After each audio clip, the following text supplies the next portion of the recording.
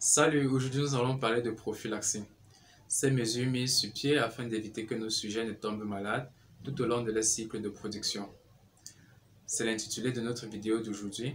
Si elle te parle, je t'inviterai donc à rester jusqu'à la fin pour pouvoir comprendre en quoi est-ce qu'il consiste. Mais avant tout, je t'invite et je te prie bien de t'abonner afin de ne pas manquer les prochaines vidéos comme celle-ci. Assure-toi d'activer la cloche de notification et, le plus important, merci de le partager afin de faire bénéficier une autre personne qui pourrait être dans le besoin et à qui ça pourrait aussi enrichir.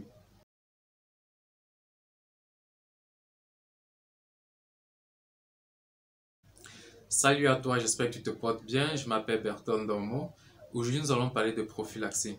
Ces mesures mises sur pied afin d'éviter, prévenir et de soigner nos sujets tout au long de leur cycle de production. Et pour cela, nous allons observer sur deux différents volets, la prophylaxie sanitaire et la prophylaxie médicale. En ce qui concerne le premier volet de notre prophylaxie, qui est la prophylaxie sanitaire, il consiste au nettoyage et la désinfection de notre bâtiment avicole. Comment procéder au nettoyage de notre salle et à sa désinfection? Une fois que vous avez retiré la fiente de votre bâtiment, vous pouvez procéder à un premier nettoyage à l'aide de soude et d'eau de javel. Dans mon cas, c'est ce que j'utilise. Muni d'un balai, je passe la salle au nettoyage, un premier nettoyage, en retirant tout ce qui peut être comme résidu de fiente dans la salle. Une fois que c'est fait, un jour plus tard, je reviens faire le même exercice afin de bien approfondir mon nettoyage. Une fois que c'est fait, je laisse la salle reposer. Quelques jours plus tard, je reviens maintenant pour la désinfection. Ici, nous faisons usage d'un désinfectant qui est un virucide, bactéricide et fongicide. Dans le cas présent, dans le cas actuel, qu'est-ce que j'utilise? J'utilise un produit, il y en existe tellement. Le produit que j'utilise, c'est le Virunet. Je fais un mélange de ça, je mesure, je fais un mélange de cela que je mets dans un pulvérisateur et j'asperge la salle. N'oubliez pas tous les recoins et surtout le toit du bâtiment. Vous pouvez nettoyer la partie externe du bâtiment. Quand c'est fait, vous êtes sûr qu'au niveau sanitaire, vous avez bien désinfecté votre salle. En ce qui concerne le deuxième volet qui est la prophylaxie médicale, il repose sur tout ce qui est vaccin et traitement préventif afin d'éviter toute maladie qui pourrait infecter nos sujets.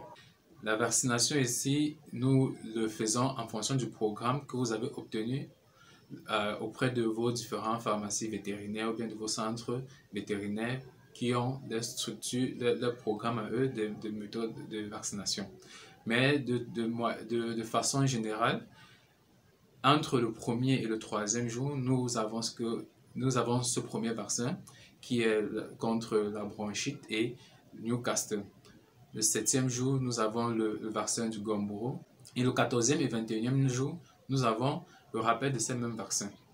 Une fois que vous avez bien suivi ce protocole de vaccination avec les mesures préventives entre ces jours de vaccination, vous êtes sûr que vous aurez le moins possible de décès lors de votre production et qui évidemment est une très bonne chose pour notre rentabilité.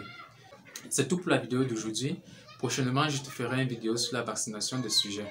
Si tu as aimé la vidéo d'aujourd'hui, je te prie bien de mettre un pouce pour m'encourager à faire des vidéos pareilles. Et si tu as oublié au début de t'abonner, je t'invite donc à t'abonner, activer la cloche de notification et partager la vidéo.